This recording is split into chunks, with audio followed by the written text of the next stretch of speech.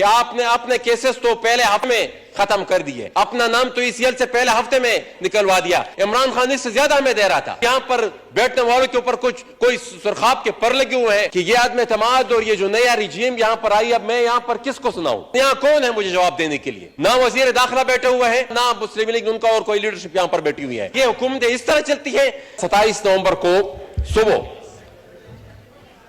Islamabad airport से मेरी flight थी ताजिकिस्तान के लिए, और वहां पर हेरात सिक्योरिटी डायलॉग उनकी इंतजामिया ने मुझे मदऊ किया, तो उसमें शिरकत के लिए मैं जा रहा था और इस्लामाबाद एयरपोर्ट पर मुझे रोक दिया गया बगैर किसी वजह बताए, और सिर्फ ये कह रहे थे वो कि हमें ऊपर से ऑर्डर है। शायद किसी हवालदार ने उनको कॉल कर दिया हो। गुजारिश यह है कि ये एक ऑर्डर है 17 अक्टूबर 2022 को। 17 अक्टूबर को पाकिस्तान की वफाकी काबीना के हुक्म पर मेरा नाम ईसीएल से निकाला गया था।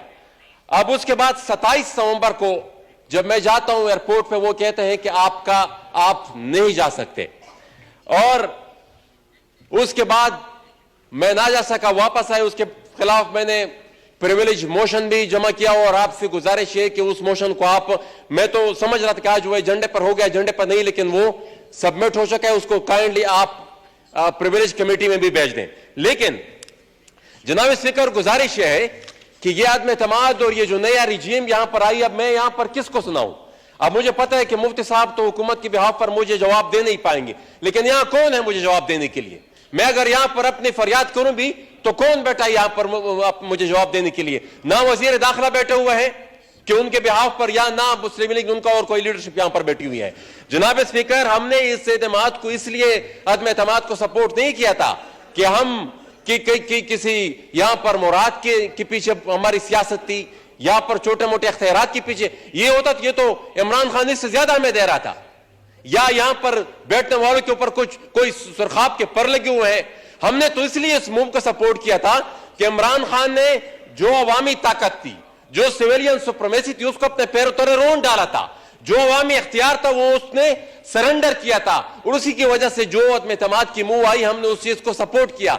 इसलिए नहीं किया कि ये हुकूमत जो आएगी ये उन्हीं की जो सारे करतूतात थे उसको रेप्लिकेट करेगी। उनसे भी चंद कदम आगे है। आई एग्री विद मक्सी साहब। अब जनाब स्पीकर, यही अगर हमारा कंडक्ट हो तो हमें आइंदा के इलेक्शन के लिए इस मुद्दे के साथ अवाम के पास नहीं जाना चाहिए कि हमें वोट दें और हम आपकी नुमाइंदगी करें।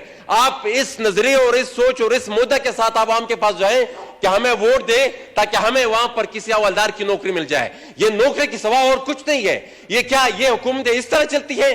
जनाब स्पीकर, ये इस मुल्क में जमहूरियत के लिए यहां के पॉलिटिकल वर्कर्स और लीडरशिप ने काफी कुर्बानियां दी हैं। ये कुर्बानियां इसलिए नहीं दी कि हम यहां पर आकर जमहूरियत का गला कोंट दें, जमहूरियत का गला कोंट दें, और ये जमहूरियत के गले कोंटने के मुतरादिफ ही है। ये हम किस मुंह से आइंदा फिर वोट की इज्जत दो के नारे के साथ आवाम के पास जाएंगे? जब ये अमल होता रहा, मेरी जात कोई मसला ही नहीं है, हम तो कितने अरसे से क्या क्या कुछ नहीं फेस करता रहे, लेकिन यह बात है कि जब फिर हम दावा करें तो फिर दावा भी ना करें।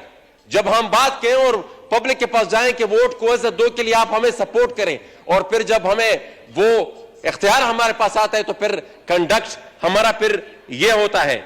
और जनाब स्पीकर, मैं मजीद तो नहीं ज्यादा कुछ कहना चाहता, मैं सिर्फ यही कहना चाहूंगा कि ये जो हुक्मनामा है, ये जो ऑर्डर हुआ है वफाकी हुकूमत की तरफ से 17 अक्टूबर को, और इस हुक्म को एक हवलदार अपने पैरों तले रोनता हुआ चला गया, और नोबडी नोस कि उनको किसने डिक्टेशन दी, और वफाकी हुकूमत की तरफ से कोई जवाब ही नहीं है। मतलब कुछ ना कुछ कोई वजाहत तो होती ना। अब तक मिसाल 3-4 दिन हो गए, अब तक कोई वजाहत ही नहीं दे रहा है कि भाई क्या हुआ। तो मेरी गुजारिश यह है कि इसको आप प्रिविलेज कमेटी में भेज दें, और इंटीरियर सेक्रेटरी और डीजीएफआई को आप वहां पर बुलाए। मैंने इसका गिला किया भी नहीं है कि आपने अपने केसेस तो पहले हफ्ते में खत्म कर दिए, अपना नाम तो ईसीएल से पहले हफ्ते में निकलवा दिया। अली वजीर अभी तक जेल में पड़ा हुआ है, प्रोफेसर इस्माइल और उनकी अहलिया गुलाला इस्माइल के वालिदैन अभी तक अदालतों की शक्कर काट रहे हैं।